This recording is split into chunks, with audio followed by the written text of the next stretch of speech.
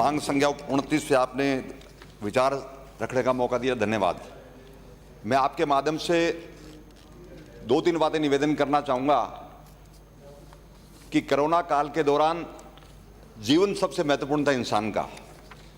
उस दौरान नगरपालिका क्षेत्र में और नगरपालिका के आसपास के क्षेत्रों में पूरे राजस्थान के अंदर जिस तरीके सरकार के अस्पताल में ऑक्सीजन की कमी थी, उस कमी को दूर करने के लिए बेहतरीन कोई काम हुआ जीवन बचाने के लिए, वो राजस्थान के मुख्यमंत्री जी को नगरपालिका के माध्यम से ऑक्सीजन प्लांट लगाने किया। माननीय सभापति महोदय, राजस्थान में नगरपालिका के माध्यम से 27 जिलों में 76 राज्य के चिकित्सालयों में 119 मेडिकल ऑक्सीजन प्लांट हमने लगाए, जिसपे करीब सरकार ने 80 करोड़ रुपए के आसपास लगाए और जिसका फायदा आज भी सारे राजस्थान के लोग इस फायदा ले रहे हैं। इसके लिए माननीय मुख्यमंत्री जी का धन्यवाद।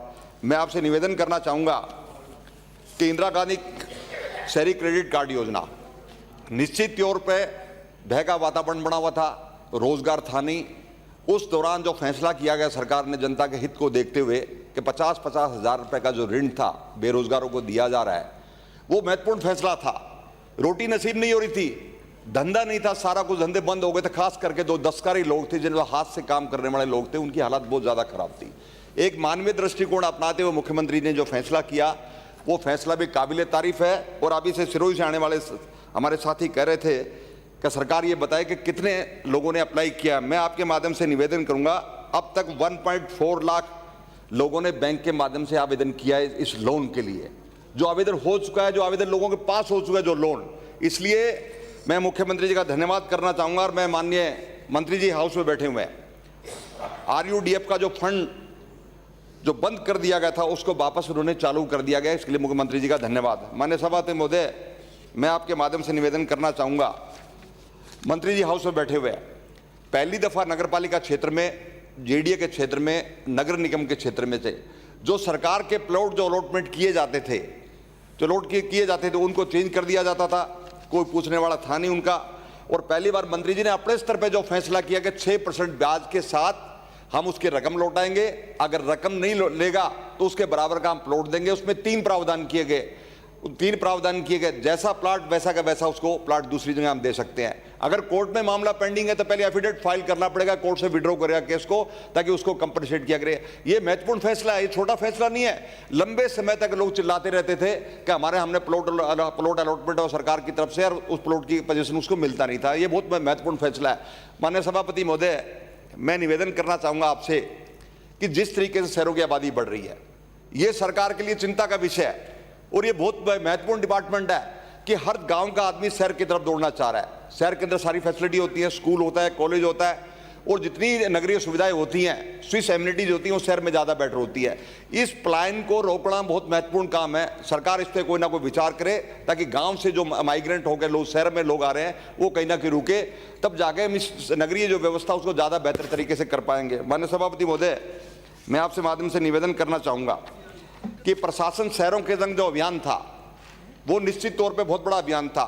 22 डिपार्टमेंट के लोग उस अभियान के दौरान बैठे हुए थे। नगरपालिका में काफ़ी लोगों के म्यूटेशन के काम थे, किसी के खांचा भूमि के पैसा जमा करने थे, किसी का नक्शा पास होना था, किसी निर्माण की स्वीकृति होनी थी, और लंबे समय तक लोगों के पटे भी जारी होने थे। वो नगरपालिका इस कैंप के माध्यम से हुए और अभी भी जारी हैं। और मैं उम्मीद करता हूँ, मैं सरकार से अपील करूँगा कि रिवाइज कैंप फिर इसको चालू करे, ताकि जो लोग वंचित रह पाए हैं उन लोगों को इस बात का फायदा हो। माननीय सभापति महोदय, मैं आपके माध्यम से निवेदन करना चाहूँगा, सरकार ने पहली बार नीतिगत फैसले किए हैं, 2-3 संशोधन किए हैं नगरपालिका एक्ट के अंदर। राजस्थान विधिक संशोधन 2021, पटा जारी करना और उसको खारिज अधिकार नगरपालिका ने लिया है। पहले पटा जारी हो जाता तो लोग उसका मिसयूज करते थे। सरकार ने फैसला किया कि जिस पर्पज के लिए पटा लिया गया है उसको खारिज करने का अधिकार भी नगरपालिका का पास आया है। और सभापति महोदय, जो नगरपालिका में जो नॉमिनेशन का जो सरकार ने जो अडॉप्ट किया है, जिसकी तादाद बढ़ाई नॉमिनेशंस की, और उसमें एक हैंडीक्राफ्ट का भी प्रोविजन रखा है, वो भी एक महत्वपूर्ण फैसला, ऐतिहासिक फैसला है। जिन लोगों को समाज में कोई नहीं पूछता था, जिनकी बेकदरी होती थी, मुख्यमंत्री जी की संवेदनशीलता देखो आप, उसको ध्यान में रखते कि नॉमिनेशन जो है हैंडीक्राफ्ट का किया, उसके लिए मुख्यमंत्री जी धन्यवाद। और मैं माननीय मंत्री से आग्रह करूंगा आपके माध्यम से, जिन लोगों को नॉमिनेशन किया है, अगर संविधान में अगर संशोधन करना पड़े एक्ट में तो उनको कम से कम उनको वोटिंग राइट भी प्रदान करें ताकि वो अपनी हिस्सेदारी निभा सके। वो ये मेरा आपसे आग्रह रहेगा माननीय मंत्री से। माननीय सभापति महोदय, मैं आपके माध्यम से निवेदन करना चाह रहा हूं कि स्वच्छ भारत अभियान 2 28 शहरों में 70 लाख तक का कचरा हटाने का 280 करोड़ रुपए चाहिए था। राज्य सरकार ने केंद्र सरकार को 50% राशि मांगी है, वो राशि अब तक राज्य सरकार को नसीब नहीं हुई है। अब राज्य सरकार को राशि नहीं मिली केंद्र सरकार की तरफ से, तो आप क्या क्या उम्मीद कर सकते हो किस तरीके से हम उस काम को सिरे चढ़ा पाएंगे। इसलिए मैं आपके माध्यम से, हमारे अपोजिशन के लीडर बैठे हैं, मैं इनसे भी आग्रह करूंगा कि केंद्र सरकार से रिक्वेस्ट करे कि जो राशि आपने तय की है यूडीएच में, इस बजट के दौरान, इस बजट के केंद्र सरकार का जो बजट था उसमें 76,549 करोड़ का प्रावधान किया यूडीएच के अंदर किया हुआ है, जिसमें स्वच्छ भारत अभियान के तहत पैसे का अभी तक उसमें खुलासा नहीं किया भी कितना पैसा हमने डिसाइड किया। कम से कम ये अगर क्लासिफाइड करते तो पता लगता है कि कितना पैसा हमने किस किस मत में रखा गया है। मैं आपके माध्यम से निवेदन करना चाहूंगा कि इस पर जरा गौर करें, और ताकि जो अभियान जो माननीय प्रधानमंत्री जी, माननीय मुख्यमंत्री जी अभियान को चलाया, इस अभियान को हम आगे बढ़ा सके। माननीय सभापति महोदय, स्मार्ट सिटी की अगर चर्चा कर रहे थे हमारे साथी, बड़ा लंबा चौड़ा भाषण दे रहे थे हमारे मालवीय नगर से आने वाले साथी। समाप्त करें अब। हाँ सर, अभी मेरी अपनी बात रहेगी, 15 मिनट का टाइम था साहब मेरा।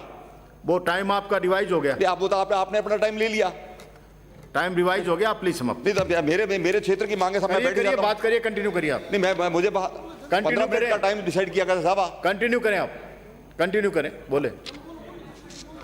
माननीय सभापति महोदय, स्मार्ट सिटी की अगर मैं आपसे निवेदन करना चाहूंगा, 4 स्मार्ट सिटी राजस्थान के अंदर डिसाइड की थी, उदयपुर, जयपुर, कोटा, अजमेर।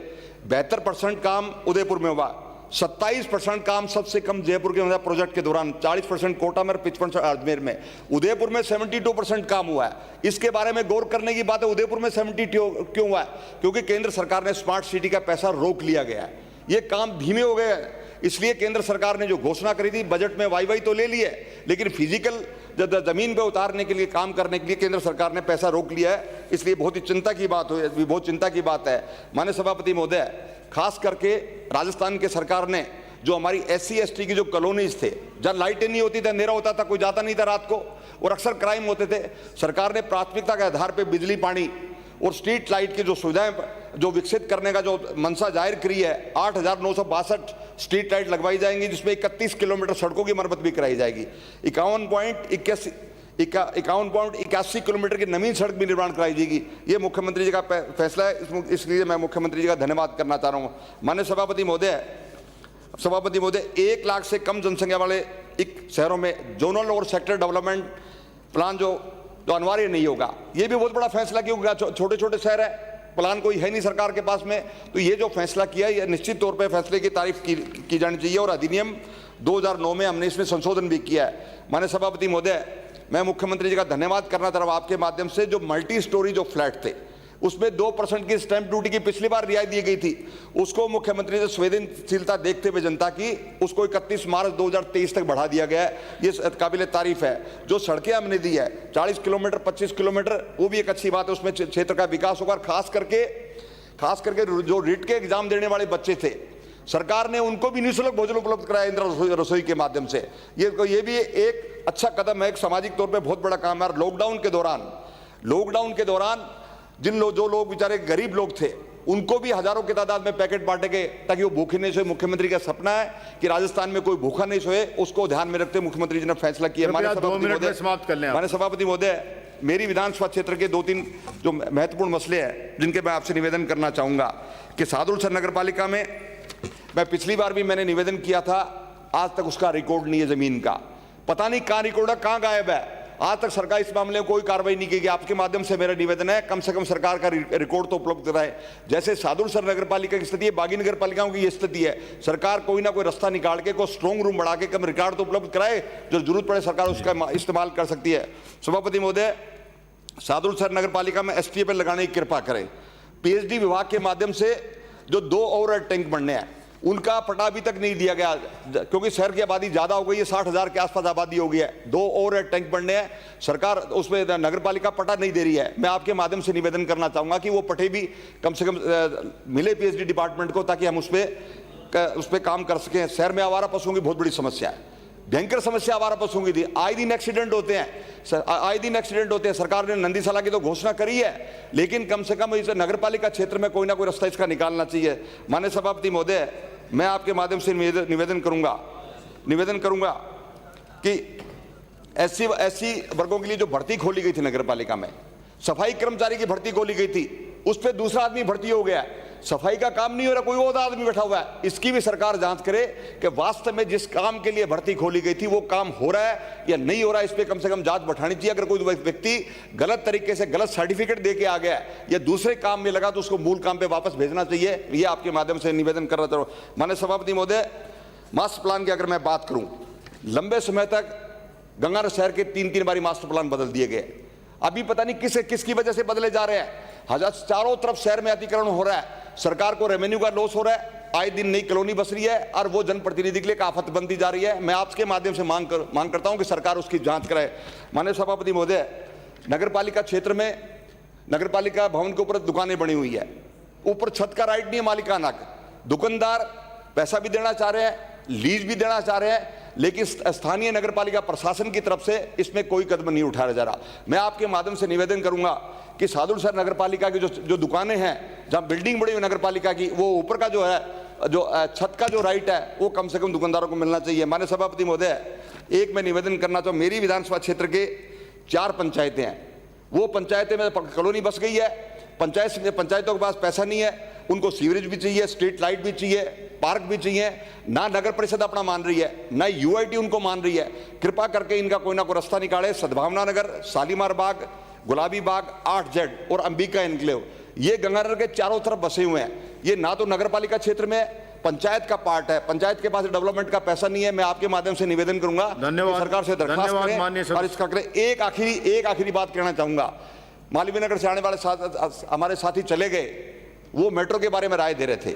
मैं निवेदन करूंगा आपके माध्यम से, 2016 और 17 का बजट देखिए सरकार का, कि इनके मुख्यमंत्री जी का मेट्रो के बारे में क्या विचार थे, उसके बाद ये राय देनी चाहिए। उसका बहुत बहुत धन्यवाद। Thank you Shri Ram.